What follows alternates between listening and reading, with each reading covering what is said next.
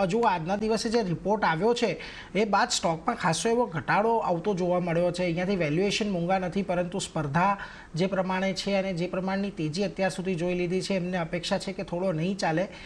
તમારો શું મત બની રહ્યો છે ઝોમેટો પર અત્યારે? ધીરજ, જે ઝોમેટો રિપોર્ટ છે જે હું એને ટાર્ગેટ કર્યો છે સ્ટોકને, ટાર્ગેટ પ્રાઇસ 18 કટ 275 ની આસપાસ. એટલે આજે ડાઉનગ્રેડ પર્ટિક્યુલર કંપનીએ કર્યું અને એનું કહેવું છે કે રાઇઝિંગ કોમ્પિટિશન અને ડિસ્કાઉન્ટિંગ પ્રેશર જે કંપની પર પડે છે કે એની પ્રોફિટેબિલિટી પર અસર કરશે અને એ લોકોને લોઅર અર્નિંગ્સ પ્રોજેક્શન્સ જે 2025 થી 2027ના જેફરીઝે આપ્યા છે.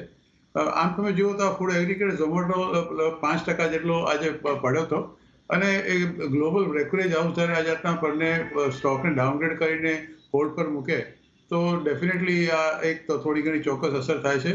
એનો ટાર્ગેટ પ્રાઇસ બી તમે કહું તે 335 થી ઘટાડીને 275 કર્યો છે, which shows about 9% downside, potential downside 9%.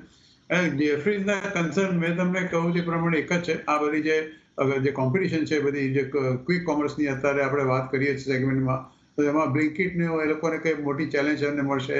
બીજો રાઇવલ સ્વિગી છે, ઇન્સ્ટામાર્ટ છે, ઝેપો છે, એમેઝોન છે. આ બધામાંથી જે ઇમર્જિંગ પ્લેયર છે એમાંથી આ બધી મોટી કોમ્પિટિશન એ લોકોને સહન કરવી પડશે અને એટલા માટે જ આ પ્રેશર ઝોમેટો પર પ્રોફિટેબિલિટી રહેશે એવું એક એમનું માનવું છે. વેલ, દરેકના મંતવ્ય જુદા જુદા હોય છે. એમણે 2025નું એક પ્રિડિક્શન ચોક્કસ આ માટે કર્યું છે. એમણે કહ્યું કે 2024માં તો ઇમ્પ્રેસિવ રેલી થઈ ગઈ, પણ 2000માં એ વોલ્યુએશન સસ્ટેન કરવા પોસિબલ નથી. મારું માનવું છે કે અત્યારે જે તમે જો જેટલા પણ રિપોર્ટ જુઓ કે ક્રિસમસના દિવસે કે 31 ડિસેમ્બરના દિવસે જે જાતના ઓર્ડરની જે તમે સંખ્યા જુઓ આ ઝોમેટો પર, સ્વિગી પર કે બ્લિંકિટ પર, તો આપણને જાણીને હેરાનગતિ થશે કે શું આટલા બધા લાખોની સંખ્યામાં ઓર્ડરો લોકો મૂકતા થઈ ગયા છે. અને હવે ક્વિક કોમર્સનું તો મને લાગે છે કે ધીરે ધીરે કરતા લોકો જવાનું ટાળે છે, બિકોઝ ઓફ ટ્રાફિક ઓલ્સો અને ટ્રાન્સપોર્ટેશનની બી પ્રોબ્લેમ હોય છે. હું નથી માનતો કે જે એટલો બધો ડાઉનગ્રેડ એમને કર્યો છે એટલો આ ડાઉનગ્રેડ થઈ શકે. 253નો આજે ચોક્કસ 5% નીચે ચોક્કસ છે.